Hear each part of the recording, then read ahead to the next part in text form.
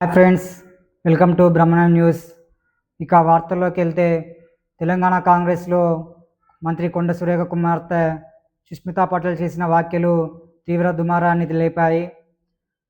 సుష్మితా పటేల్ మంత్రి కొండ సురేఖ కుమార్తె మరి ఆమె బహిరంగంగానే ముఖ్యమంత్రి కానీ కాంగ్రెస్ ప్రభుత్వం కానీ చాలా బహిరంగంగా విమర్శించడంతో ఆ వ్యాఖ్యలు కాంగ్రెస్ అధిష్టానం కూడా చాలా సీరియస్గా తీసుకుంది. దీని మీద షోకాజ్ నోటీసులు కూడా మంత్రి కొండ సురేఖ గారికి ఇవ్వడం జరిగింది.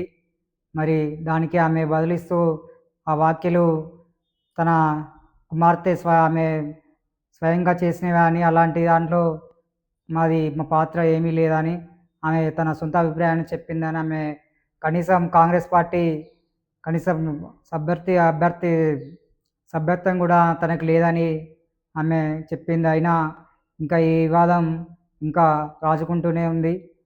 ఇక దీని మీద కాంగ్రెస్ ఎమ్మెల్యేలు కానీ ఏకంగా ముఖ్యమంత్రి చాలా సీరియస్ అయినట్టు తెలుస్తుంది. ఇక మంత్రి కొండ సురేఖకు షోకాజ్ నోటీసులు ఇచ్చి ఆమెను స్వయంగా కూడా ఒకసారి కలవమని ఢిల్లీ పెద్దల నుంచి ఫోన్ వచ్చినట్టు తెలుస్తుంది. ఇక కొండ సురేఖ దంపతులకు పరకాల్లో మంచి పట్టు ఉన్నది. గత 20 ఏళ్ళలో వాళ్ళు అక్కడి నుంచే పోటీ చేస్తూ గెలుస్తూ అక్కడ తమ వర్గాన్ని చాలా పెంచుకుంటూ అభిమానులు పెంచుకుంటూ వచ్చారు.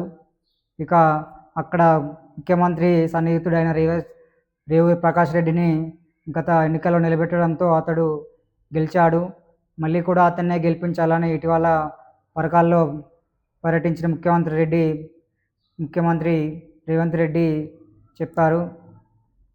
అతన్నే రేవూరి ప్రకాష్ రెడ్డిని గెలిపించడంతో ఇక మంత్రి కొండ సురేఖ కుమార్తె అయిన మళ్ళీ కూడా మాకు సీటు దక్కదేమో అని ఆమె దాంతో ఆందోళన చెంది మళ్ళీ మాకు పరకాల్లో కూడా మళ్ళీ పోటీ చేసేది అది లేదని ఆమె డైరెక్ట్ స్వయంగా ముఖ్యమంత్రి గారినే ఇదంతా పచ్చ కాంగ్రెస్ పార్టీ అని, ఇక్కడ అందరినీ కాంగ్రెస్ టీడీపీ నుంచి వచ్చిన వారికే మంచి పదవులు ఇస్తూ వాళ్ళనే కాంగ్రెస్లో తీసుకొస్తున్నారని, ఇదంతా రేవంత్ రెడ్డి చేసిన పచ్చ కాంగ్రెస్ అని చాలా తీవ్రమైన వ్యాఖ్యలు బహిరంగం చేయడంతో ఇక పార్టీ అధిష్టానం కూడా సీరియస్ అయినట్టు తెలుస్తుంది. దీని మీద వివరణ కోరుతూ మంత్రి కొండ సురేఖ గారికి కూడా అధిష్టానం షోకాజ్ నోటీసులు ఇచ్చింది. క్రమశిక్షణ వివరాల్లో ఇన్ఛార్జ్ అయిన పార్టీ నుంచి ఆమెకు షోకాజ్ నోటీసులు ఇవ్వడం జరిగింది.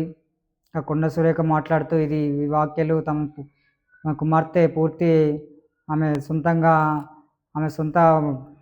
వ్యాఖ్యలని, దానికి ఆమె మాట్లాడిన దానికి కాంగ్రెస్ పార్టీకి ఎలాంటి సంబంధం లేదని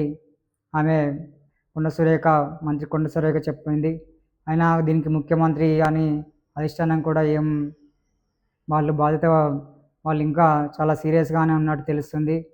ఇలా ప్రభుత్వాన్ని కానీ ముఖ్యమంత్రిని కానీ పార్టీలో ఉన్న వాళ్ళే ఇలా బహిరంగంగా విమర్శిస్తే పార్టీకి చాలా చెడ్డ పేరు వస్తుందని, దీని మీద ఇక నుంచైనా పార్టీ మారాలని కాంగ్రెస్ సీనియర్లు కూడా పెద్దలు కూడా అందరూ ఎమ్మెల్యేలైనా మంత్రులైనా దీని మీద చాలా సీరియస్గా ఉన్నారని తెలుస్తుంది. మరి కొండ సురేఖ కుమార్తెకు గతంలో టికెట్ ఇస్తానని ఆమెకు కొండ సురేఖకు వాళ్ళకి మాట ఇచ్చాడని, మళ్ళీ మోసం చేస్తారని ఆమె కొన్ని వ్యాఖ్యలు చేసింది. మరి అది ఎటువంటి నిజమో తెలియదు. ఇక